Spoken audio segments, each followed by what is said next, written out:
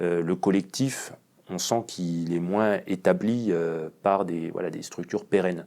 Et donc on investit en fait dans les groupes d'amis, dans ses semblables aussi, pour avoir une reconnaissance, avoir une bonne réputation. Tout ça, on ne l'acquiert pas tout seul. C'est pour ça que tous les discours sur l'individualisme, pour moi, ils passent complètement à côté. À mesure qu'il y a précarisation, à mesure que le chômage il fait figure d'épouvantail, qu'on a pu me dire un homme qui ne travaille pas ne vaut rien, et c'est des choses qu'on dit d'autant plus alors qu'il y a de moins en moins de travail et qu'on a d'autant plus de chances de ne rien valoir, alors parce qu'on ne va pas trouver de travail.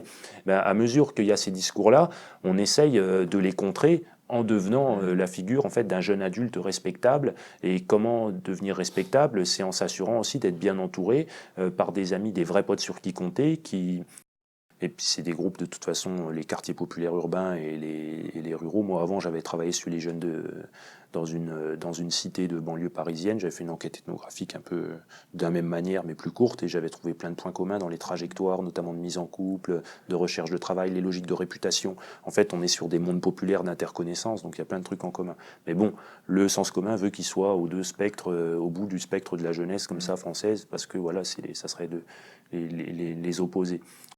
Le vote Mélenchon, vraiment pas au niveau départemental, mais si on regarde vraiment au niveau des cantons ouvriers, il a quand même bien percé hein, sur la dernière présidentielle. Ouais. Et donc j'ai rencontré plusieurs enquêtés pouvaient m'exprimer ça dans les entretiens, alors même que moi j'avais jamais supposé qu'ils pouvaient voter à gauche. Ils me disaient mais ici tu peux pas en placer une, c'est ceux de droite en fait qui parlent politique. Et c'est ce point de vue-là qui est légitime localement, qui sert à mettre à distance les assistés, à dire qu'on est contre, qu'on est pour le travail, qu'on est aussi pas un bisounours qui a conscience de ces conflits-là.